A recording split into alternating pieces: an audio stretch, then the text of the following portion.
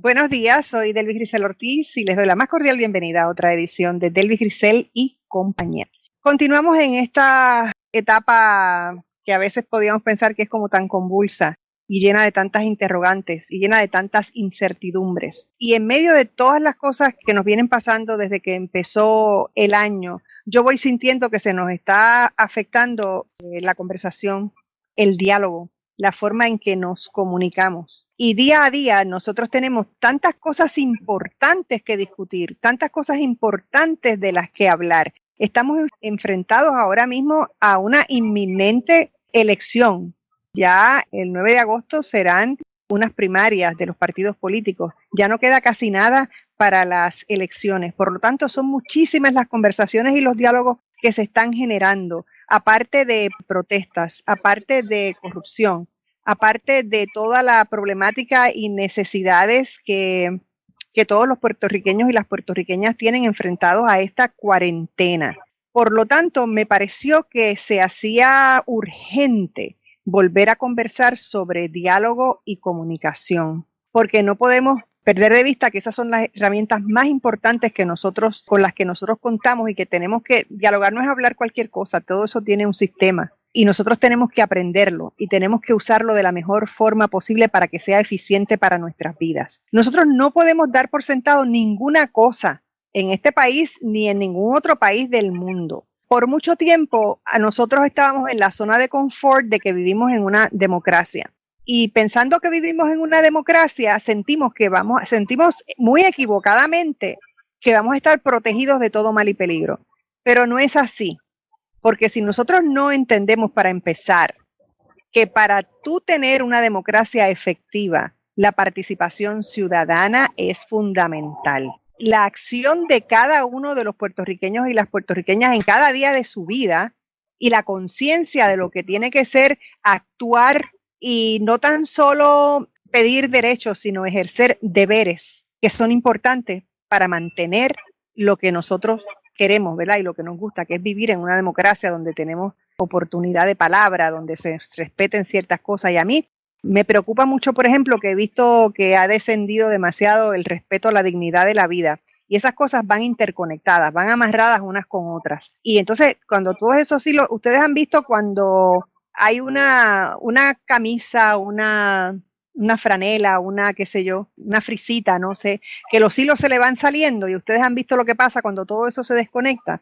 Pues eso es lo que nos está ocurriendo a nosotros si no amarramos bien lo que es la herramienta del diálogo, si no la interiorizamos, si no miramos cómo conversamos efectivamente y eficientemente.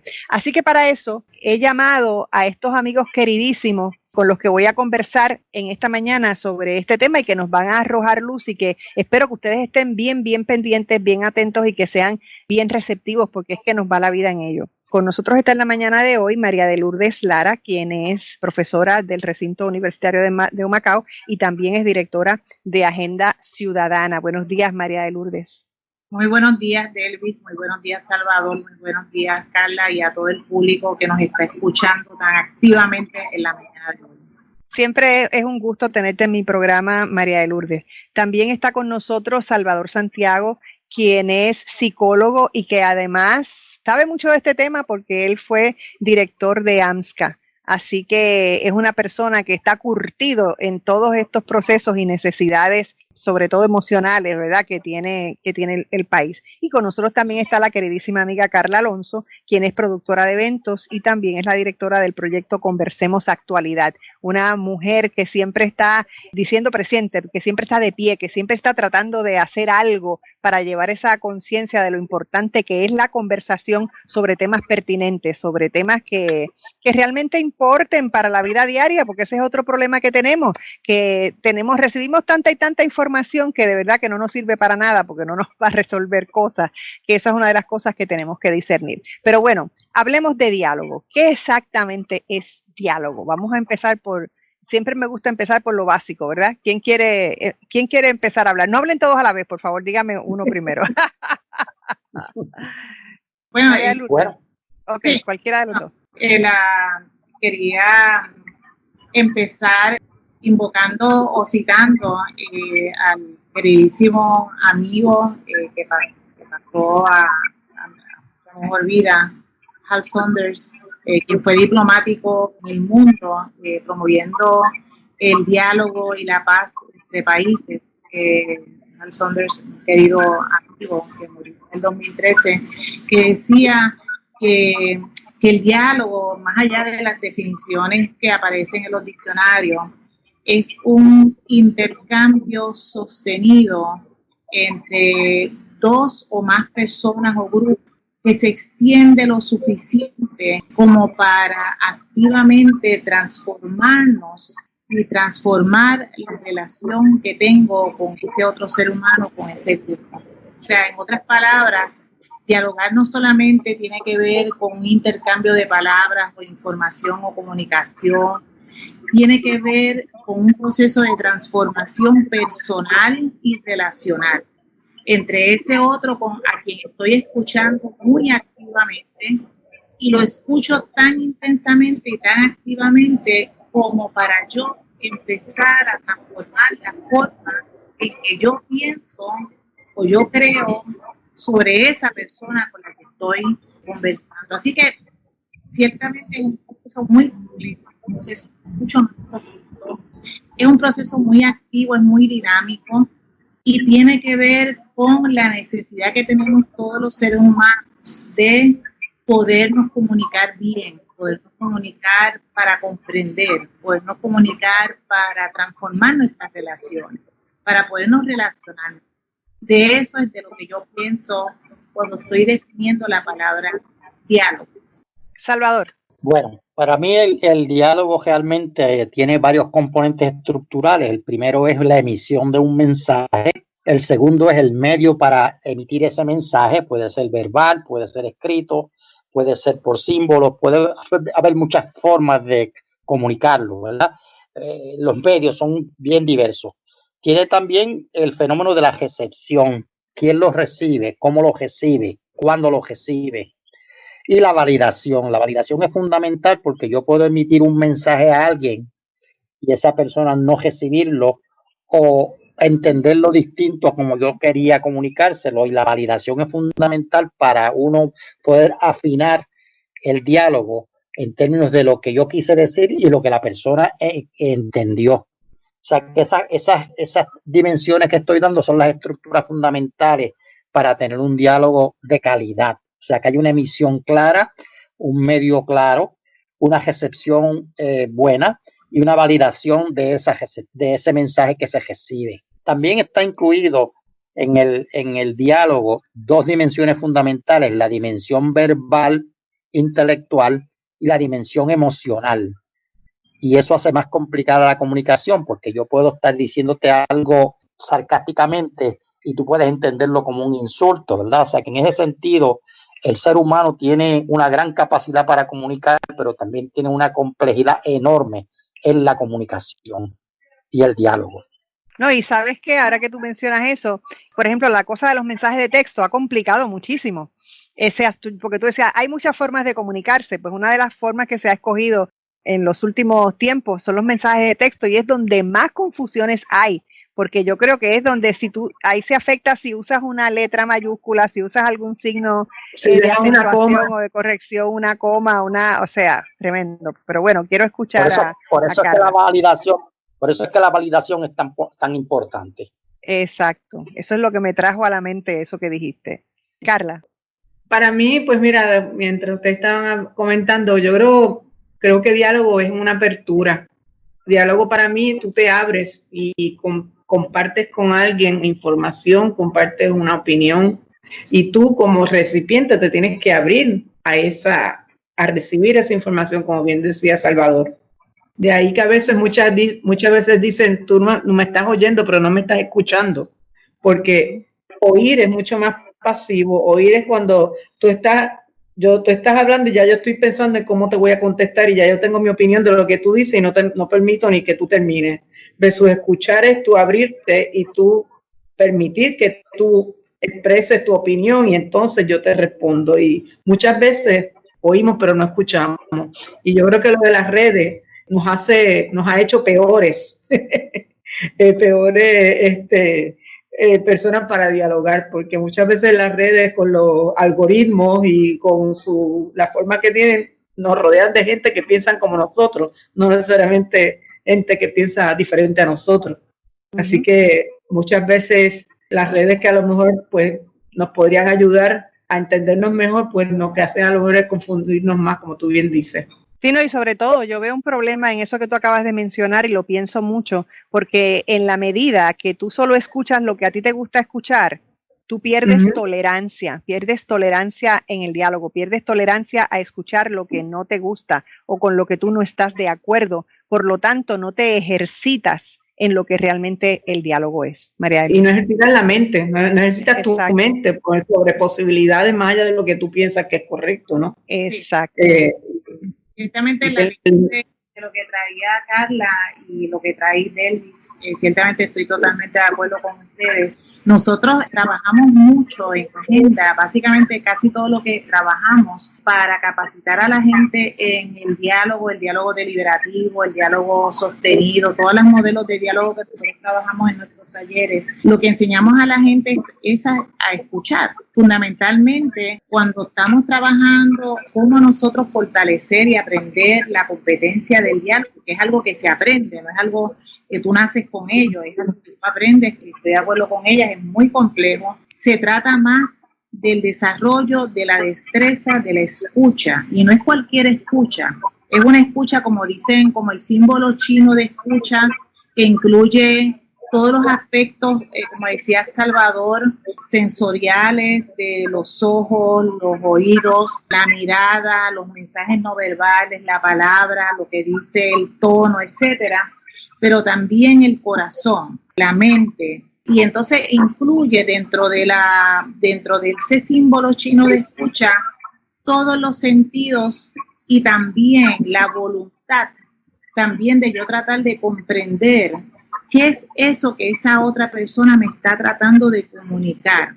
En eso, como tú muy bien dices, Delvis, los memes, los mensajes de texto se quedan cortísimos a una frase escrita, a una imagen que puede ser interpretada o malinterpretada, y es una tragedia que nosotros, teniendo la capacidad, una capacidad mucho más integral y holística de dialogar, de entrar, como dice Carla, en una conversación compleja, tratando de comprender qué es eso que ese otro ser humano, ese grupo me está tratando de comunicar, y yo ver cómo yo solidariamente acojo eso, aun cuando no esté de acuerdo con sus posturas ideológicas o religiosas o las que sean, pero yo por lo menos tratar de comprender desde dónde el otro me habla, cuáles son sus racionales, ¿verdad?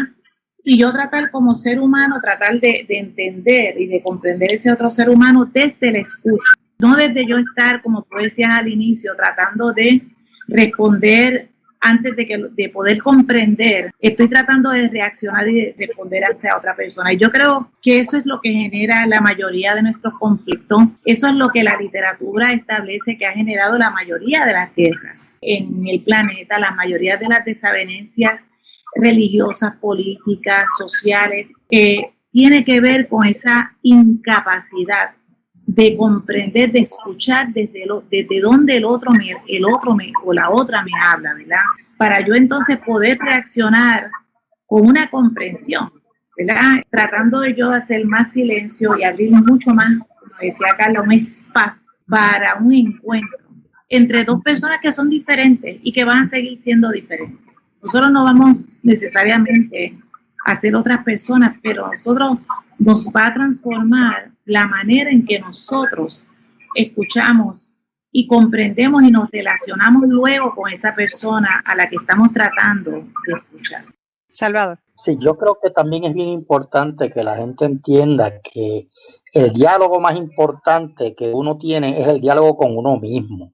Y ese diálogo, si no está claro entre tu persona y tu espíritu y tus emociones y tu intelecto, se hace entonces mucho más difícil comunicar hacia otras tojes de comunicación, ¿verdad? Otros seres humanos. O sea que el primer paso que alguien debe dar si quiere comunicarse con alguien, si tiene mala comunicación con alguien, es tratar de ver cuál es la comunicación que él tiene consigo mismo.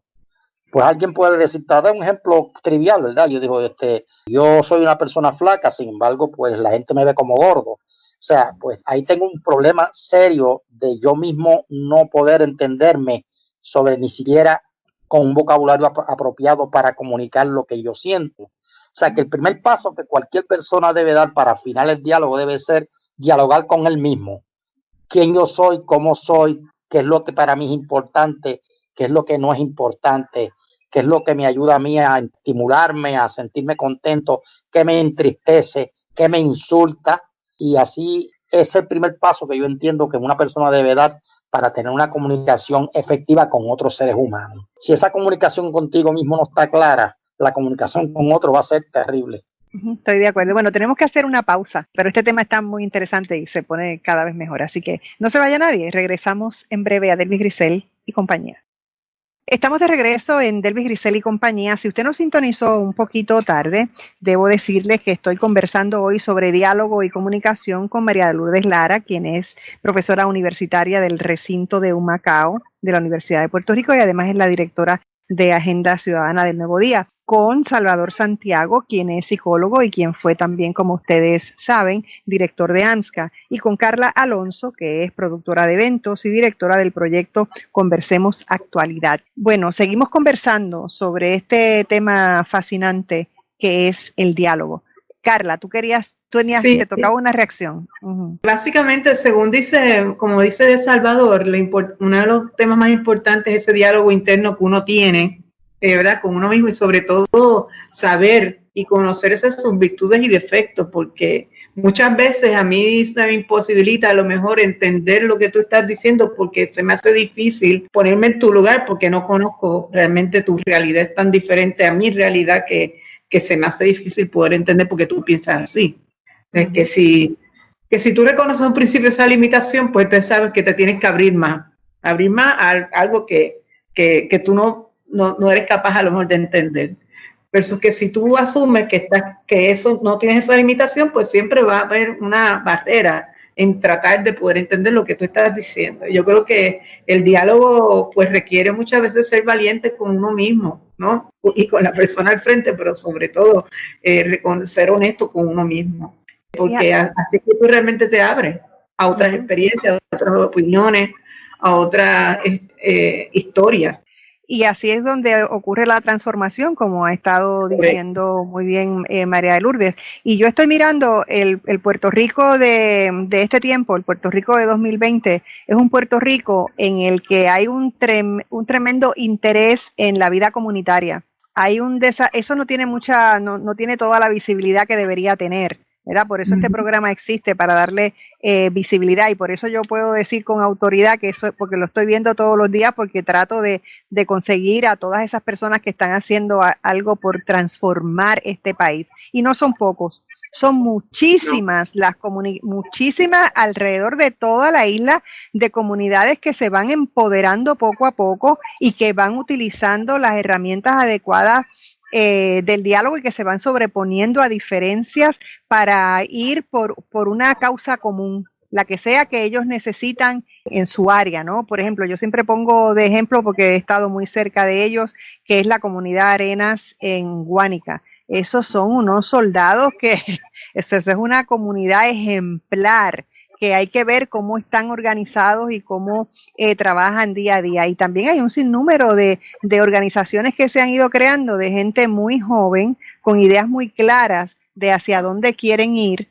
Y entonces, pues por eso es que tenemos que reforzar cada día más y tener un entendimiento mayor de cómo usar estas herramientas y cómo comunicar. Porque ya lo decía Salvador también al principio, es un problema cómo tú vas a comunicar lo que está dentro de ti, ¿verdad? María de Lourdes. Bueno, hay dos elementos que traen, uno Salvador y otro Carla.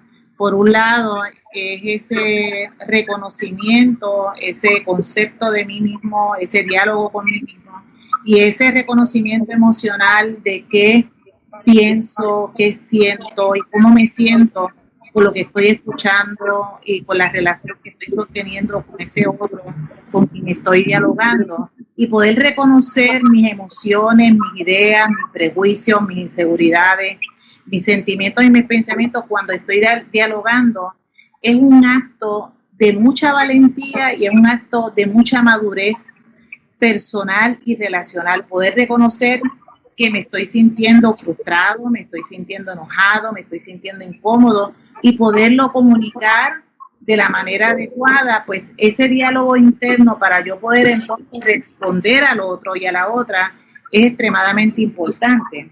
El otro elemento lo trae Carla cuando habla de tratar de ponerse en los zapatos del otro, de tratar de entender lo que el otro me está tratando de comunicar, de tratar de ser sensible al otro y ver desde dónde el otro me está hablando, es otra dimensión. Y de lo que está hablando Carla no es de otra cosa que de la empatía. La empatía de lo que se trata es precisamente de renunciar un poco a mí, a mis necesidades, a mis ideas, a mis posturas, a mis creencias, a mis prejuicios.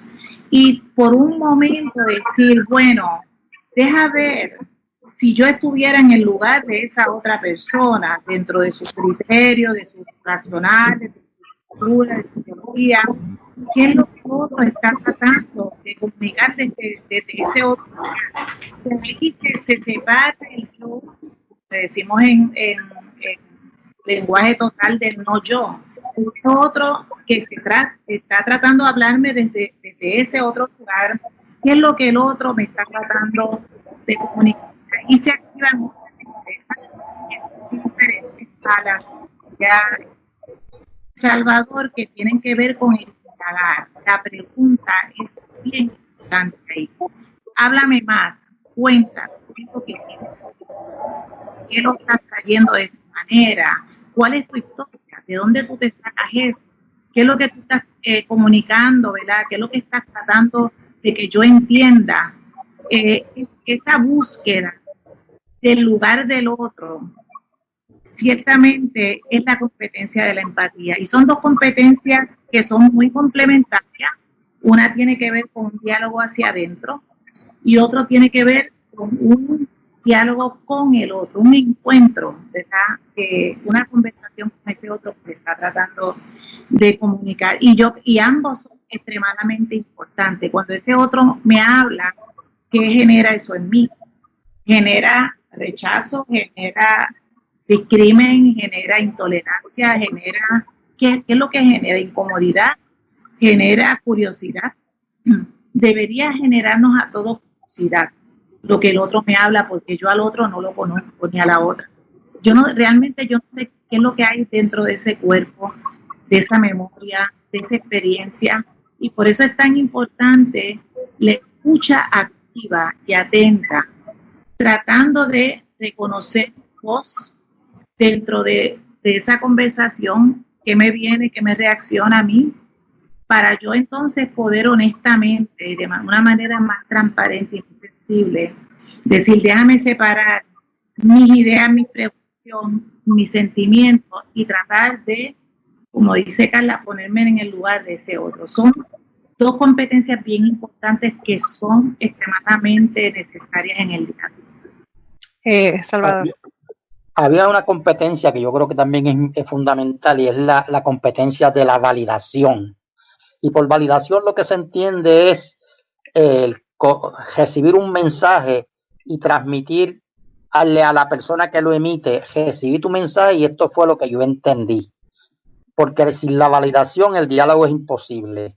Y la validación sencillamente lo que quiere decir es que tú te cercioras de que lo que la persona está diciendo o sintiendo o queriéndote pasar es lo que ella quiere decir. O sea, alguien puede estar hablándote a ti y el mensaje puede ser de una cosa y el mensaje puede ser bien distinto. Por eso es que la validación es fundamental. Cuando alguien te dice, yo creo que tú eres un irresponsable, la validación es, tú me estás diciendo irresponsable, por favor, dame datos. ¿Verdad? Eso es una forma de validar. Me estás diciendo que yo soy irresponsable, dame datos sobre por qué tú crees que yo soy irresponsable. Y ese sería el paso fundamental de un buen diálogo. Sin la validación, el diálogo es imposible realmente. Fíjense que la validación se utiliza mucho en los en los sistemas de comunicación, de transmisión por radio o teléfono, ¿verdad? Donde uno le dice a la persona, KP4, ¿me escuchas? Sí, te escucho, ¿verdad? Te estoy validando que te estoy escuchando, porque si tú no oyes, si te escucho, no estás validando, ¿verdad? Y esa validación es fundamental en cualquier proceso, porque como estamos siempre comunicando con nuestro cuerpo, con nuestras palabras y con nuestro silencio. Fíjense qué complicada puede ser el diálogo. A veces el silencio dice mucho más que una palabra fuerte, ¿verdad? Estoy de acuerdo. Entonces, a veces lo que yo digo intelectualmente no corresponde a lo que estoy haciendo emocionalmente o a mis acciones, ¿verdad? Alguien yo le puedo decir, perdóname que llegue tarde, y la persona me dice, oye, tú siempre me dices eso, pero siempre estás llegando tarde. Fíjense que ahí está la persona validándome, que no me está aceptando la excusa porque ve una conducta que es consistente en mí de llegar tarde siempre. Por eso es que esa validación para mí es fundamental en cualquier tipo de diálogo que se dé. Carla. Yo creo que, siguiendo el ejemplo de Salvador, de la persona irresponsable, no solamente es la validación, sino también la definición, porque a lo mejor lo que para ti es irresponsable, para mí no lo es, o para ti lo que es una prioridad, una responsabilidad, para mí ahora mismo no lo es. Y yo creo que muchas veces depende de la definición que tú le des al tema que tú estás hablando, y el scope que le da en la discusión. Y por eso es que hay que asegurarse tanto de cuál es el significado de la palabra que se está usando, ¿verdad? Y por eso es que esa validación es tan importante. Tengo que hacer una pausa, Carla, y te estoy dejando a mitad, pero tan pronto regresemos, voy contigo, Carla, para que termines tu pensamiento. No se vaya nadie, regresamos en breve. Estamos de regreso en Delvis Grisel y compañía y continuamos esta conversación sobre diálogo. Bueno, Carla, te había dejado ahí a mitad que no te dejé hablar, pero pues tenía que irme a la pausa porque si no, Nushka, ya tú sabes, pelea conmigo. Pero vamos, yo creo que en esto del diálogo, volviendo al tema, ¿verdad?, de la validación y la definición de del tema que se esté hablando, que es importante, y partir de eso es que también el diálogo implica que hay un diálogo y que no es gris y negro, no es negro y blanco, sino hay grises. Hay elementos que nos podemos ver, compaginar, aunque tengamos visiones diferentes. Y yo creo que el diálogo parte de eso, de que hay hay una posibilidad de que haya esos grises, de que ocurran esos grises según conversamos. Y eso es bien importante, porque cuando tú te dices es uno o el otro, pues entonces ya ahí no hay diálogo que valga, porque no estás abierto a encontrar esos puntos de convergencia. Y eso, por ejemplo, lo estamos viendo ahora mismo con la cuestión de la ciencia versus la economía y el coronavirus, ¿entiendes? Hay unos elementos que convergen y se pueden hacer. Tú puedes hacer una cosa balanceada, no tiene que ir una cosa o la otra. Y a veces esa falta de tolerancia es la que nos lleva a donde estamos ahora mismo, ¿no? Ese es el gran reto, María de Lourdes. Sí, no, estoy de acuerdo completamente con Carla y el planteamiento que trae Salvador sobre el tema de la validación. Nosotros cuando lo trabajamos en nuestros talleres y en nuestras asesorías a las organizaciones comunitarias, nosotros asesoramos a cientos de organizaciones a través de todo el país sobre este tema. De lo que estamos hablando es de la destreza de indagar, eso de lo que Carla habla de hacer preguntas. Para tú poder validar, tú tienes que preguntarle al otro, eso fue lo que tú quisiste decir, eso es lo que tú me estás tratando de comunicar.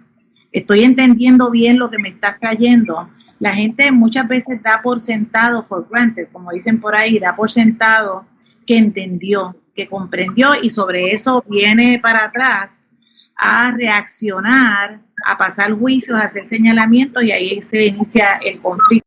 Esa destreza, esa curiosidad de decir, cuando tú me estás diciendo a mí irresponsable, ¿de qué me estás hablando? Explícamelo. Dime, dame tus datos, dame tu evidencia, qué es lo que tú quieres decir por eso. Y como muy bien dice Carla, en ese espectro hay un montón de grises entre ese famoso blanco y negro, en donde estás tú, estoy yo, están mis sentimientos, están mis emociones, están mis pensamientos, mis ideas, mi juicio, mi crianza, mi experiencia.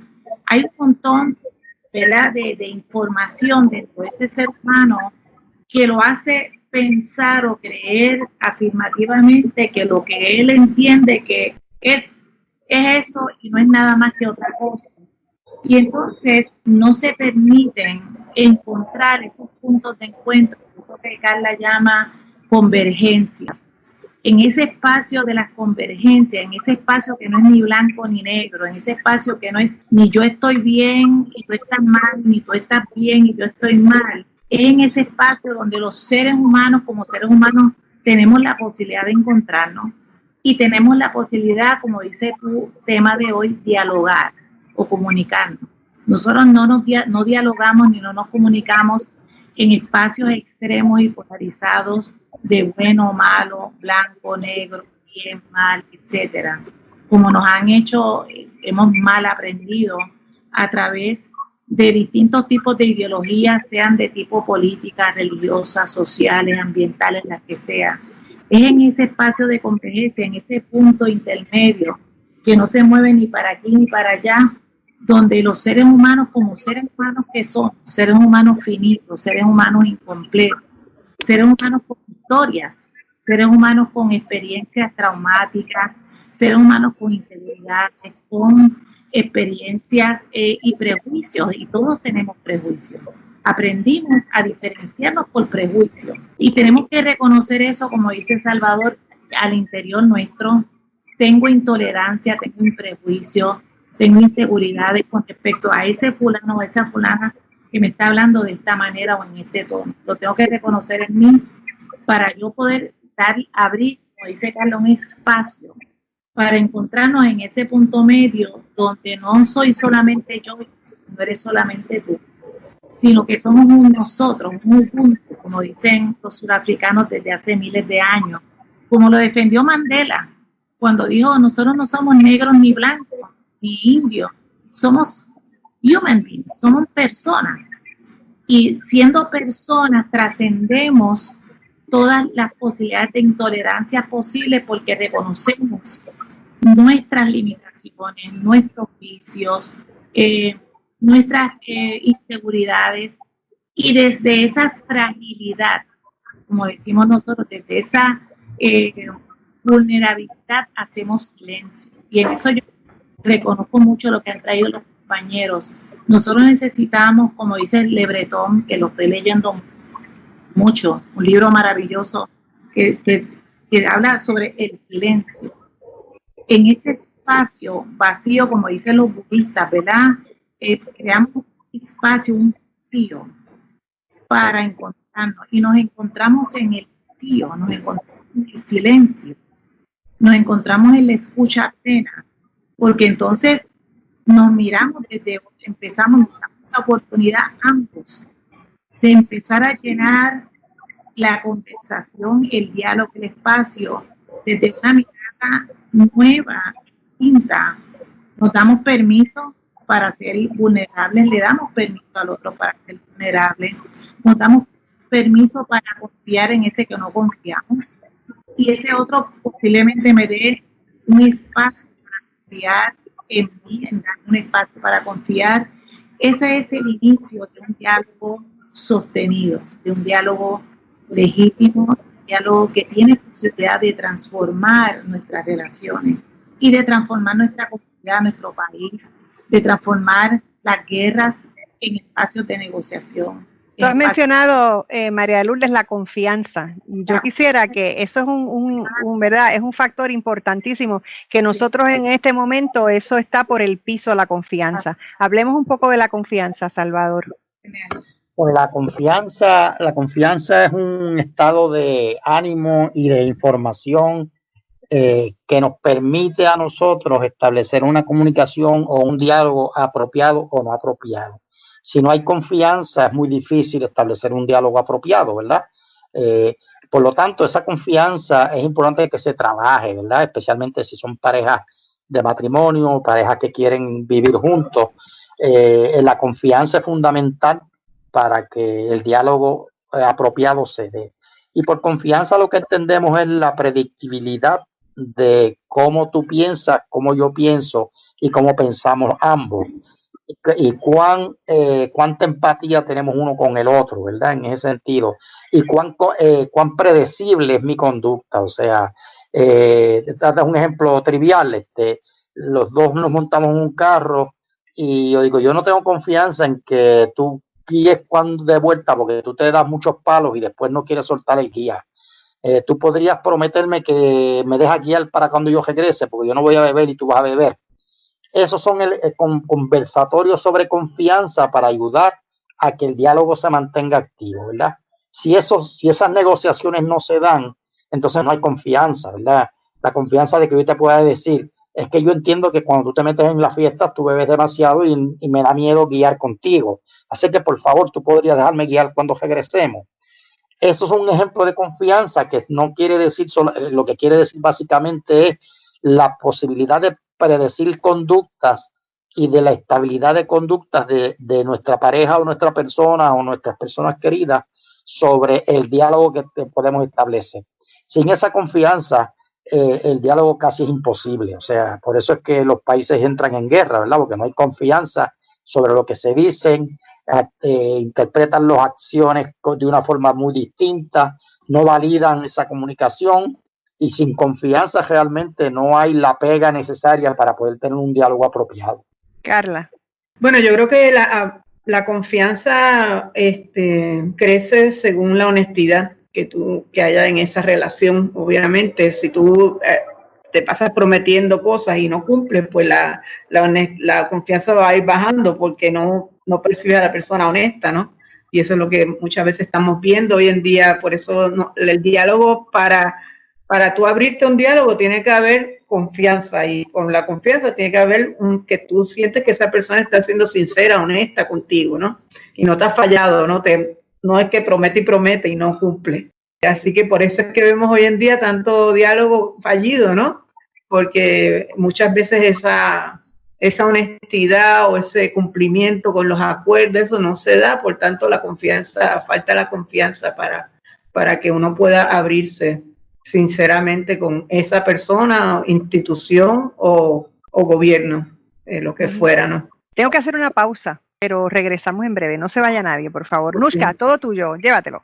Y aquí regresamos conversando sobre diálogo. Creo que estamos dando un buen ejemplo de lo que diálogo es, ¿verdad? Estamos haciendo el ejercicio. En este momento en que el país está tan metido en tantos temas a la vez, son tantas las cosas que se discuten, porque cuando hablamos de diálogo, pues el diálogo también se extiende a muchas cosas. Es como el gobierno dialoga con sus ciudadanos, es como una comunidad habla con la otra, es como los empresarios le hablan a sus empleados, ¿verdad? Y cómo se generan cuando se trata de grupos que ya no es el tú a tú, sino que se traslada ese diálogo a corporaciones, a grupos grandes. Hablemos un poco sobre las reglas en ese tipo de dinámica. María de Lourdes. Pues mira, ahora que traes eso, primero validar lo que traen Salvador y Carla, los estoy escuchando muy activamente a ambos. Y solamente añadir que para que haya esa confianza y esa honestidad, tenemos que pensar de que estos no son asuntos de un día o de dos, o de unas horas o dos. Son asuntos que toman tiempo, que generar confianza, generar ese espacio para que la gente se abra y habla con sinceridad y hable con honestidad, es como sembrar, ¿verdad?, una planta desde su semilla. Es algo que se cultiva, es algo que se trabaja, es algo que toma tiempo. Por eso nosotros trabajamos mucho los modelos de diálogo sostenido, porque los modelos de diálogo sostenido fueron los que se trabajaron por 20, 30, 40 años en condiciones de conflictos y guerras muy crudas, como la guerra entre Israel y Palestina, ¿verdad?, en los años 80, etcétera, y los problemas que hubo en la Unión Soviética, etcétera, etcétera. Había muchísima desconfianza, muchísima deshonestidad, y tomó mucho tiempo a garantizar ese espacio de honestidad que habla muy bien Carla. Y pasando entonces directamente a lo que traes, Delvis, hay dos formas en que se trabajan aquí los diálogos, unos con más posibilidades que otros, de llegar a esto de lo que hemos estado hablando hasta ahora, y son los que se modelan, ¿verdad?, desde de arriba, como decimos nosotros, de arriba hacia abajo, de manera autoritaria, de manera vertical, donde el líder, lo pongo entre comillas, ¿verdad?, o el director o el jefe, nosotros trabajamos con empresas privadas, públicas, comunidades, universidades. Pues hay mucho liderato de arriba hacia abajo donde se impone una sola voz, un solo criterio, una sola propuesta y todo el mundo se tiene que someter o se tiene que acatar a eso. Y hay uno que es mucho más difícil, es más complejo, toma más tiempo y es mucho más rico y tiene muchas más posibilidades de prevalecer hacia presente y futuro, que es el diálogo horizontal, es el diálogo de conversemos, ¿verdad? Es el diálogo entre las personas mirándose cara a cara. El de la mesa redonda, el que trabajamos nosotros en Agenda Ciudadana, donde nos escuchamos los diferentes, no nos escuchamos los igualitos. Nosotros no promocionamos que se sienten a conversar los igualitos, porque los igualitos lo que se sientan es a validarse entre ellos mismos, ¿verdad? Aunque estén pensando incluso distinto, están entre igualitos tratando de validarse que todos pensamos igual sobre el ambiente, o todos pensamos igual sobre energía, o todos pensamos igual sobre economía, ¿no? Ponte a sentar a los que tienen ideas muy distintas sobre cómo debe desarrollarse la economía de un país, y tú vas a ver una discusión, un diálogo mucho más complejo, mucho más rico, y va a haber que activar mucho la escucha y facilitar turnos y darle los mismos tiempos de participación. Es una diferencia dramática cuando nosotros la trabajamos, y personas bien diferentes que han estado en guerra, que han estado en conflicto, que se odian, que no se llevan, que piensan que el otro es un demonio, empiezan a escuchar a ese que piensa bien distinto a mí en una mesa redonda, cara a cara, con los mismos tiempos, con la misma jerarquía, con los mismos turnos. Hay una transformación de que, hey, nunca había escuchado esto, no sabía que esto era así, no sabía que tu postura era de esta manera. Cuando yo vengo de arriba hacia abajo y te pongo por norma lo que debe ser la verdad. Es una dinámica bien diferente. ¿Qué hacen nuestros gobiernos? Ganan una elección por una simple mayoría e imponen a una gran mayoría de ciudadanos que no votó por ellos un estatus de cuáles van a ser las reglas de juego, aunque no sean la mayoría del país. Son la mayoría de los que fueron que prevalecieron en una elección. Nosotros entendemos que la democracia es una práctica diaria, no es un estatus político, es algo de todos los días, es algo que se practica en la casa, en la comunidad, en el espacio laboral, en el espacio gubernamental. Es un escucharse, es un cotejar, es un indagar, es ver dónde estamos frente a lo que estamos enfrentando. Todo que ese sostener esa democracia es que es la responsabilidad de cada quien, de cada persona que vive dentro de ella. Y es colectiva y es día a día. Es del día a día, es así. Salvador. Sí, fíjate qué interesante que inclusive los términos que como se definen a veces crean distanciamiento entre los dialogantes, ¿verdad? Por ejemplo, la palabra democracia yo la defino como la capacidad de tú escoger a unas personas que tienen poder sobre ti y sobre tu futuro. En Puerto Rico no hay democracia en el sentido de que quien escoge el futuro de Puerto Rico es el Congreso de los Estados Unidos, donde nosotros no votamos por ellos.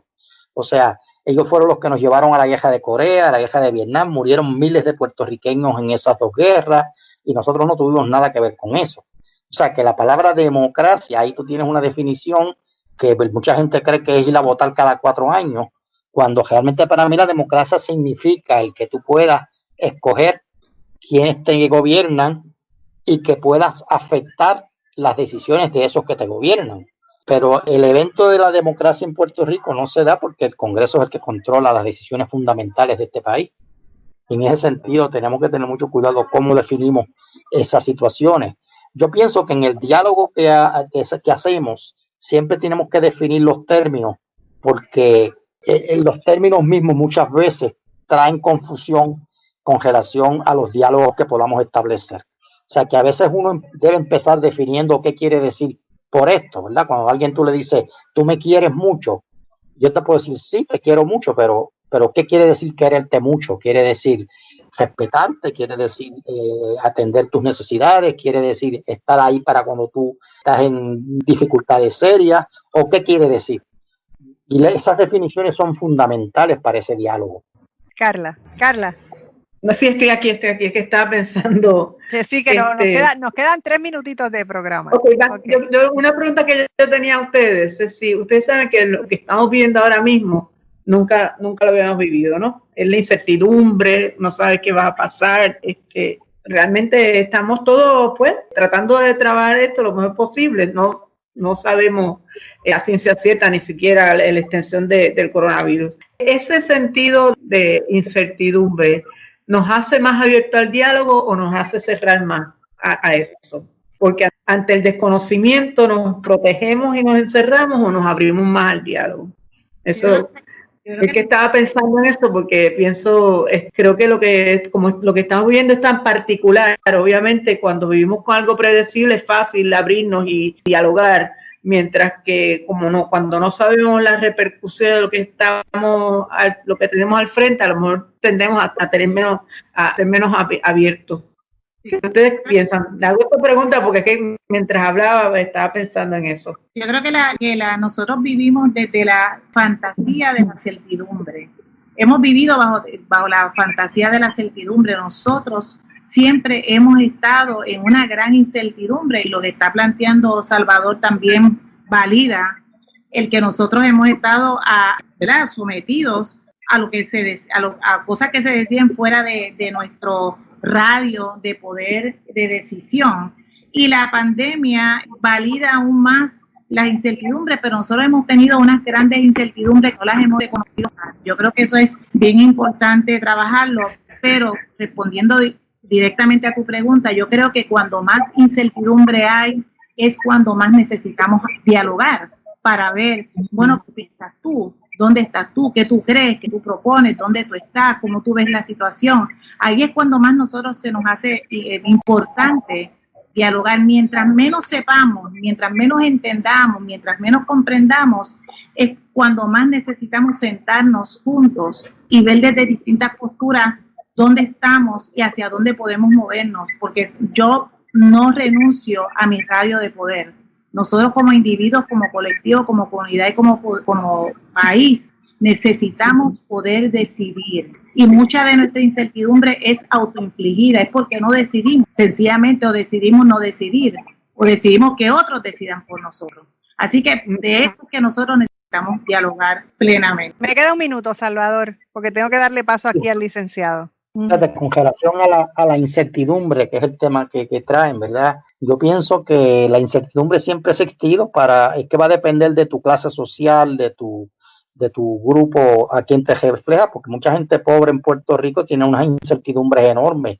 Alguien que tiene un trabajo precario tiene una incertidumbre tremenda. Alguien que realmente sus necesidades no han sido llenadas en ninguna forma tienen incertidumbre. O sea que la incertidumbre puede ser amiga o enemiga de uno, dependiendo de cómo uno desarrolle estrategias para bregar con la misma, ¿verdad? Los que navegamos salimos con la incertidumbre del mal tiempo, y a veces estamos en un bote y nos coge más tiempo, y esa incertidumbre te hace pensar sobre qué vas a hacer ante la incertidumbre, ¿verdad? Yo creo que la incertidumbre puede ser una herramienta muy útil de ejercicio para la gente lograr certidumbre sobre las cosas. O sea que a pesar de que es contradictorio el término, pero la certidumbre puede ser también muy dañina. Por ejemplo, nosotros teníamos una tremenda certidumbre en la Edad Media. Todo el mundo sabía exactamente la verdad. Y murieron miles y miles de personas a base de la certidumbre de que si tú cometías algo y eras castigado porque eras un blasfemo, pues morías en la hoguera o morías crucificado, o morías como fuera que los de la Edad Media decidieron hacer. O sea que tenemos que tener cuidado con que la certidumbre también puede traernos unos problemas muy serios. Bueno, estoy muy agradecida que hayan estado conmigo hoy. Me hubiera encantado estar una hora más conversando con ustedes sobre este fascinante tema, pero se nos ha terminado el tiempo. Ya tendremos más conversaciones al respecto. Muchas gracias por haber estado conmigo. Y ahora le doy paso al queridísimo licenciado Germán Valentín, que siempre nos ofrece al final de este programa, una vez a la semana, unas notitas sobre quiebra. Adelante, Germán. Buenos días. Encantado de conocerlo. En mi pasada intervención les hablé sobre algunas de las acciones que la quiebra no paraliza, en especial aquellas relacionadas con relaciones de familia. Siguiendo con este tema, les mencionaré algunas acciones adicionales que permanecen inalteradas con la erradicación de la quiebra. Hoy me referiré acá a cómo los procesos para perfeccionar un gravamen sobre propiedad del deudor, por ejemplo una hipoteca, continúan como si nada a pesar de la erradicación de la petición de quiebra. Para entrar en lo que se refiere a la quiebra, tengo que entrar en aspectos de nuestro derecho local. En Puerto Rico, para que una hipoteca sea válida, por así decirlo, tiene que estar inscrita en el registro de la propiedad. Una vez se firma la escritura de hipoteca, el banco que dio el préstamo presenta esta escritura y los documentos adicionales que hagan falta en el registro de la propiedad para que queden inscritos. Si la persona firma la escritura de hipoteca, la escritura se presenta en el registro y al tiempo la persona radica una petición de quiebra, el trámite interno dentro del registro continúa inalterado. Sin embargo, si al radicar la quiebra la escritura no se ha presentado en el registro, el banco está impedido de presentar el documento. ¿Qué consecuencia tiene el que no se haya inscrito a la hipoteca? Pues sencillo, no hay hipoteca y por lo tanto la propiedad no garantiza el préstamo hipotecario. Esta situación tiene dos vertientes o una doble bendición y maldición. Por un lado, es que suerte la propiedad no tiene un gravamen. Por otro lado, al no haber un gravamen que limite el equity de la propiedad, su plan de pago deberá pagar mucho más y en el caso de una liquidación, el síndico podría vender la propiedad siempre y cuando no se haya reclamado como hogar seguro. Esta situación también le aplica a los vehículos de motor, que si no se presentan los documentos para el gravamen del vehículo y se radica la quiebra, no existe el gravamen. Si la quiebra se desestima, no hay nada que impida que el banco presente los documentos y el gravamen quede constituido. En el caso que se obtenga el relevo de deudas o famoso discharge, el banco está impedido para siempre de presentar los documentos referentes a ese préstamo. Para orientación sobre cualquier asunto relacionado con la ley de quiebra, se puede comunicar conmigo al número 787-403-1260. La orientación es gratis y recuerde que no tiene nada que perder y mucho que ganar. Pero hasta la próxima semana. Gracias. Muchísimas gracias, Germán, por estar con nosotros. Bueno, a ustedes otra vez, 1.000.000 de gracias por estar conversando conmigo hoy en esta mañana sobre este tema tan importante que tenemos que seguir hablándole a la gente y orientando porque cada vez tenemos que ejercitarnos más en la herramienta del diálogo. Bueno, a ustedes, amigos, muy buenos días. Muchísimas gracias por escucharnos. Sobre todo, tengan un día hermoso y lleno de paz.